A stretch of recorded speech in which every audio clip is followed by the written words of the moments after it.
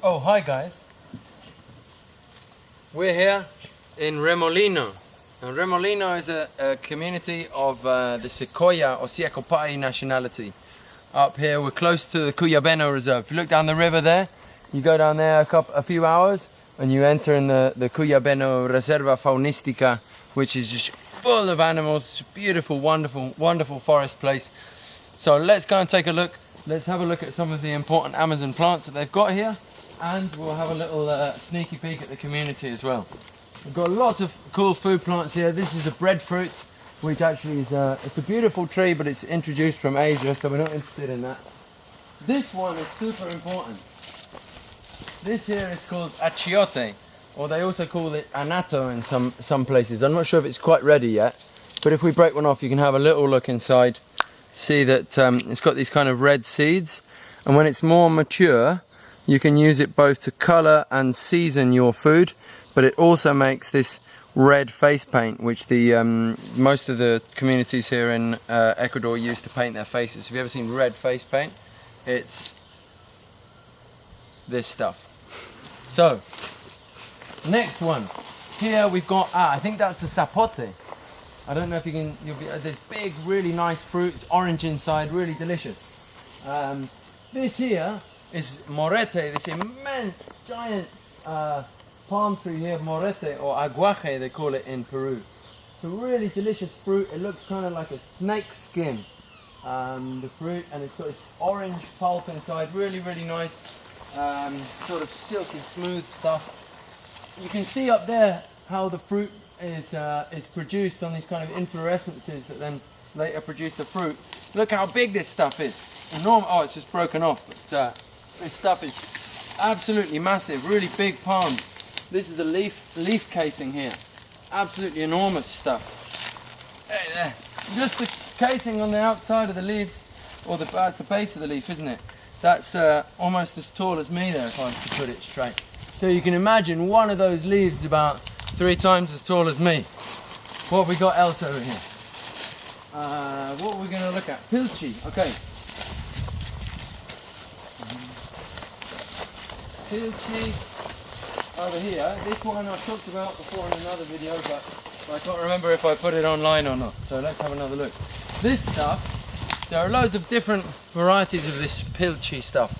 And it, you got little ones, kind of long ones, different sizes, round, long, thin ones, and they make these fruit that go kind of hard when you empty them, scoop out all the pulp and you boil it, and then it goes really hard, and all the indigenous people in Ecuador use it to make sort of cups and bowls and stuff to take guayusa or ayahuasca from.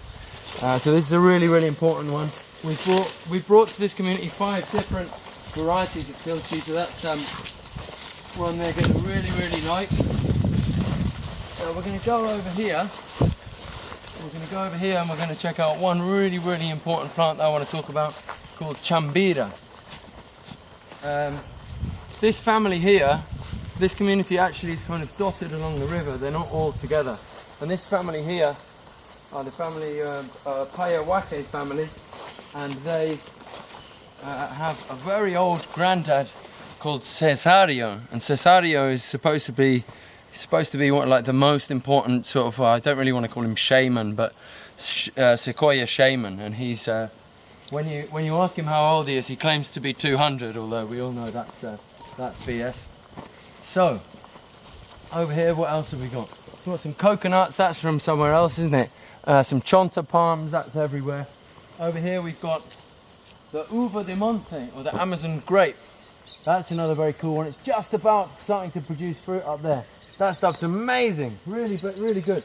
Even nicer than normal grapes. This one over here, they call, the Quichuas call it shiguango. I can't remember what they call it in the Siekopai language, but they produce these kind of fruits which, oh, that's not a very good one, but normally they produce quite a lot of this orange pulp. And the Secoya, yeah, there you go. This kind of orange pulp. And the Secoya people really like cooking with this orange pulpy stuff. And it tastes, well, no, it doesn't taste all that nice, but they like it. Right.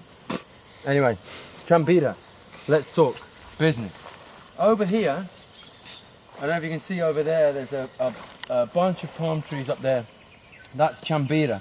Now this is a plant we haven't got in any of the projects yet. We really want to focus on because to the indigenous people it's super important. They use it to make, they roll the fibers from the youngest leaves together and they make fibers. And those fibers they use to make hammocks. They use it to make xigras, which are these kind of funny little bags which I've taken quite a shine to wearing. And bracelets. See, I've put on all my chambira garb so all you guys can check it out. This is all chambira fibers with Amazon seeds in. This is also chambira fibers here, and even Guillaume, who's filming, is wearing some chambira on his wrist. You see this here? That's also